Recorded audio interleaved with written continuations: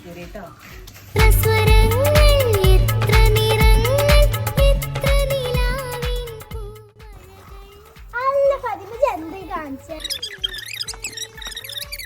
ഒരിക്കലും ചെയ്യരുത് കേട്ടോ.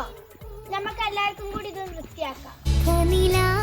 നമുക്ക് മണ്ണിൽ അലിഞ്ഞു ചേരുന്നത് അറിയാത്തത് നമുക്ക് വേറെ 2 കേസിലാക്കി എടുക്കാം. മാലിന്യങ്ങൾ പ്രധാനമായും 2 വിധത്തിലുണ്ട്. ഒന്ന് ജൈവം, മറ്റൊന്ന് അജൈവം. ജൈവ മാലിന്യങ്ങൾ നമുക്ക് വളമായും ബയോഗ്യാസായും ഉപയോഗിക്കാം. ജൈവ മാലിന്യങ്ങൾ നമ്മുടെ ഹരിതകർമ്മസേനക്ക് നൽകാൻ ഇപ്പോൾ സംവിധാനമുണ്ട്. ആധുനിക യുഗത്തിൽ മാലിന്യത്തോടൊപ്പം ഇലക്ട്രോണിക് വേസ്റ്റുകൾ കൂടി പ്രകൃതിക്ക് വലിയ ഭീഷണിയാകുന്നുണ്ട്. അവ നമ്മൾ പ്രകൃതിയിലേക്ക് വലിച്ചെറിയാതെ റീസൈക്കിൾ ചെയ്യുന്ന സംവിധാനത്തിലേക്ക് മാറ്റേണ്ടതുണ്ട്. കാവന്നൂർ പഞ്ചായത്തിലെ കുട്ടികളുടെ ഹരിതസഭയ്ക്ക് എല്ലാവിധ ആശംസകളും. നല്ലൊരു നാളേക്കായി നമുക്ക് ഒരുമിച്ച് കൈകോർക്കാം.